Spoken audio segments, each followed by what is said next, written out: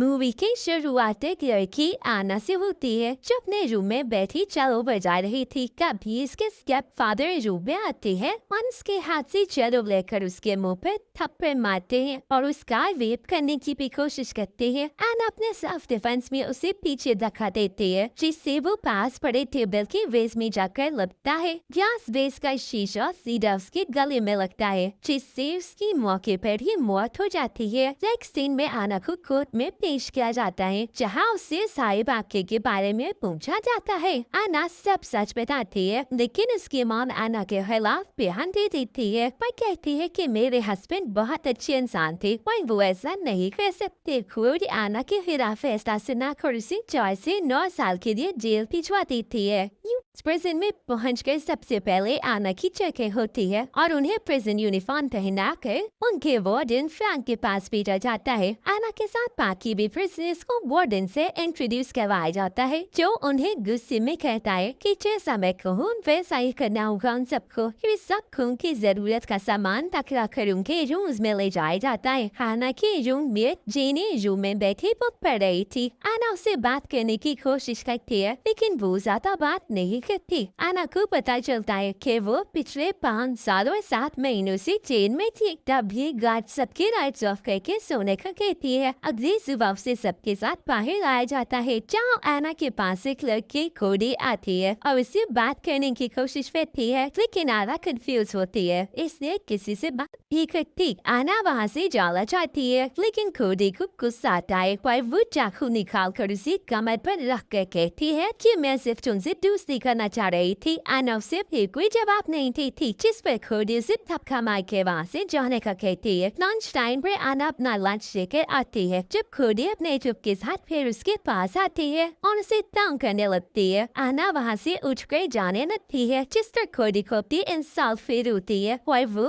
गुस्से में उसे रोकती है कि वो उसे दूर बैठी ब्लैक गन दिखाती है और कहती है कि उसे यहाँ खतरा है लेकिन अब वो हमसे दोस्ती कर ले तो वो बच सकती है। आना उसकी ऑफर रिजेक्ट करके उसे कहती है कि वो बस अकेले रहना चाहती है और उसके वहाँ से आ जाती है। कोडी ये देखकर से पीछे से धक्का देती है जिससे वो गिर जाती है और सब हंसने लगते हैं। आना उसे कुछ भी कहे बगैर उठकर चली जाती है। लंच के बाद आना मौत लगा रही थी जब कोडी एक दफा फिर अपने ग्रुप के साथ उसके पास आती है और उसे उठाकर एक रूम में ले जाती है। रूम में दरवाजा बंद करके 2 लड़कियां उसका हाथ पकड़ती है और कोडी उसे जमीन पर उठाकर बहुत मारती है। कोडी उसे अपनी इंसाफ का बदला देती है पर उसे धमकी देती है कि अगर उसने किसी को कुछ बताया तो वो मारी जाएगी।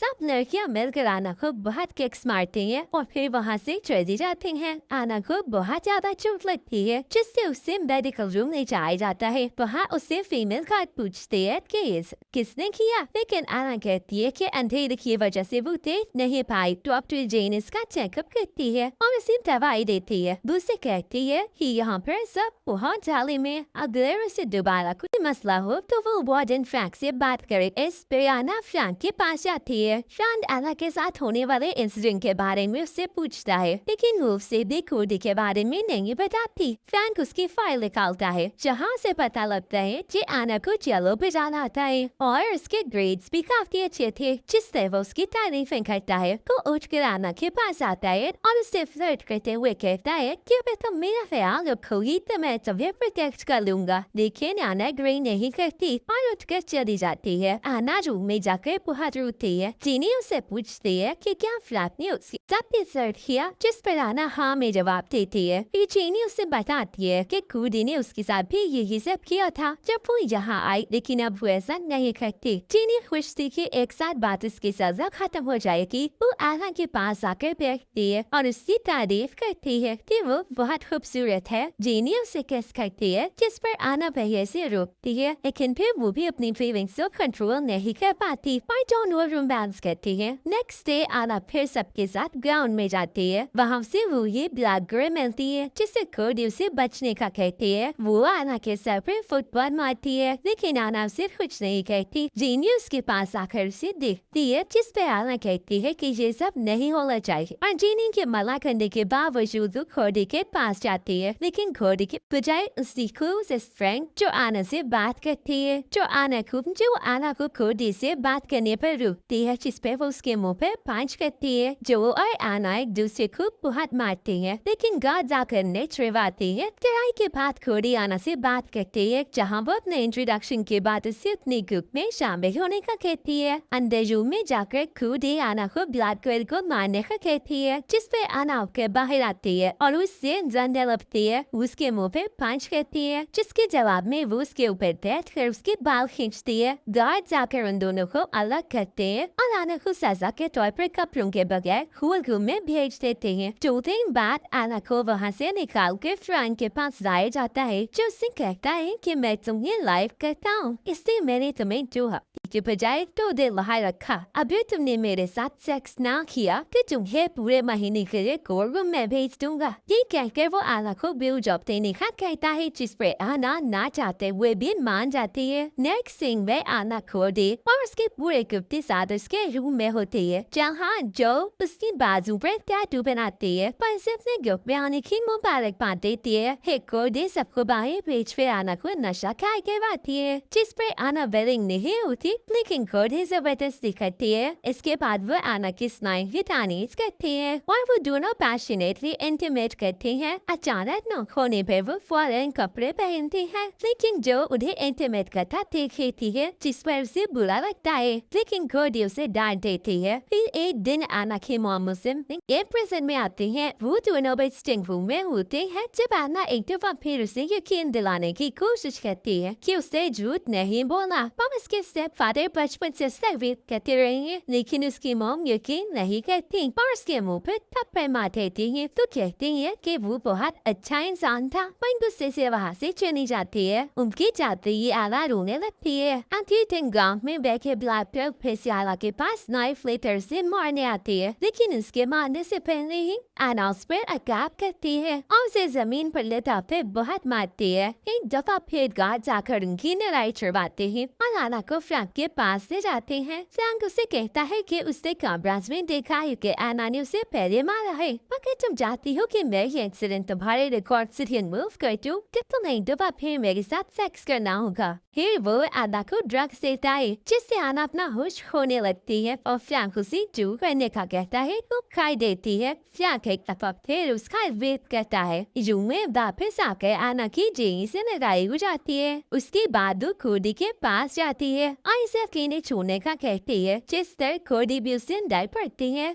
ग्राम में वो जेनी के पास आती है, लेकिन वो उससे बात नहीं करती। इस पर आलाप फिर 2 लड़कियों के पास जाती है जो ड्रग्स दे रही थी। आना ने पैसे देकर इंजेक्शन लगाने का कहती है, जिससे वो मान जाते हैं। रूम में जाकर कोडी आना पर ड्रग्स देने पर गुस्सा फेंकती है और गुस्से में उसे अपने ग्रुप से निकाल देती है। दहाड़ते हुए ब्लैक गर्ल आना के पास आती है, हमसे बहुत ज्यादा मारती है, जिस पर आना कुछ ही कह पाती क्योंकि उन लोग उसके हाथ पकड़े हुए थे। अगले दिन आला फिर उन लड़कियों के पास जाकर ड्रग्स देती है, जिससे वो साइको होने लगती है। व्यू में वो अपने बाजू पर खतरे से डेथ लिखती है, क्योंकि अब वो मरना चाहती है। आना ड्रग्स एडिक्ट हो चुकी थी, इसने हर रोज उसके पास जाकर ड्रग्स देती, लेकिन इससे उसकी तबीयत खराब होने लगी थी। जीनी उसकी हालत देख कर उसे ड्रग्स देने से मना करती है, लेकिन उसे लड़कर बाहर आती है और एक दफा फिर उस ब्लैक गर्ल से लड़ने लगती है। इस बार लड़ाई बहुत सिवियर होती है कि गार्ड्स के रुकने पर भी वो नहीं रुकती, पर इमरजेंसी अलार्म बजाया जाता है। बहुत से कागजात पर उन्हें गन पॉइंट पर चढ़वाते हैं। एक दफा फिर से आना खुद कोल्ड रूम में जाता है। कुछ दिन कोल्ड रूम में रखने के बाद फ्रैंक उसे वापस इसके रूम में भेज देता है। आला की तबीयत अभी तक बेहतर नहीं हुई थी।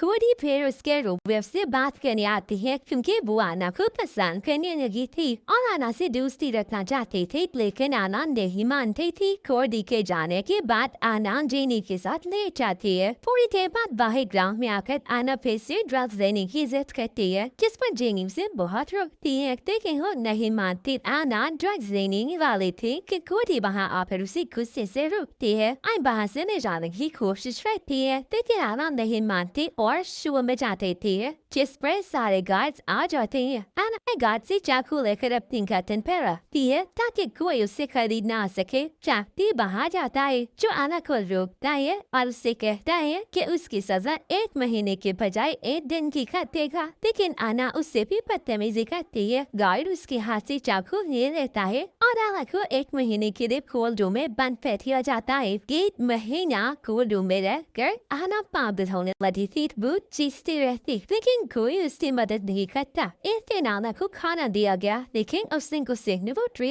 दूर थी और इस ट्रे के टुकड़े से सुसाइड अटेम्प्ट कर दी। जब गार्ड ने ये देखा तो उसे फौरन हॉस्पिटल लेकर गए। अब आना हॉस्पिटल में रहती है जहाँ जेन इसका ख्याल रखती है। एक दिन आना ने अपनी मॉम से मिलने का कहा जिस तरह उसकी मुलाकात करवाई गई। इस तरह उसकी मॉम मान गई कि वो सब जानती थी और उन्होंने कोर्ट में झूठ बोला था, लेकिन अब वो कोर्ट में आना के हक में बात करेगी। हॉस्पिटल से वापस प्रिजन में आकर आना खोदी और लाइब्रेरी के तंग करने पर भी अंग्रेज कुछ नहीं कहती। फ्रैंक आना को एक कोल्ड रूम में बुलाकर चलो देकर कहता है कि टैलेंट शो में वो चलो बजाए। ये सुनकर कोडी को बहुत गुस्सा आता है कि आना उसे टैलेंट शो में बीट करने वाली है, इसलिए वो मौका देखकर अपने ग्रुप के साथ आना के पास जाती है और उसकी चेक्स पर कट लगा देती है। सब लोग उसे किक्स मार के भाग जाती है। आना एक दफा फिर हॉस्पिटल जाती है जहाँ फ्रैंक उसे मिलता है और इसे पता लगता है कि ये सब कोडी ने किया है। फ्रैंक के जाने के बाद आना जेन के रूम में जाकर फ्रैंक की हकीकत बताती है, जिस पर जेन उसकी हेल्प करने का कहती है, लेकिन फ्रैंक कैमरा से सब देख लेता है और जेन को मारने का ऑर्डर देता है। 2 लड़कियां उसे मारते हैं लेकिन कामयाब नहीं होती। जेन फ्रैंक के पास जाकर उसे कन्फ्रंट करने की कोशिश करती है लेकिन वो नहीं मानता। जेन होकर रूम में आती है जहाँ एक प्रिजनर से फ्रैंक के कहने पर मार देती है। आना ही देख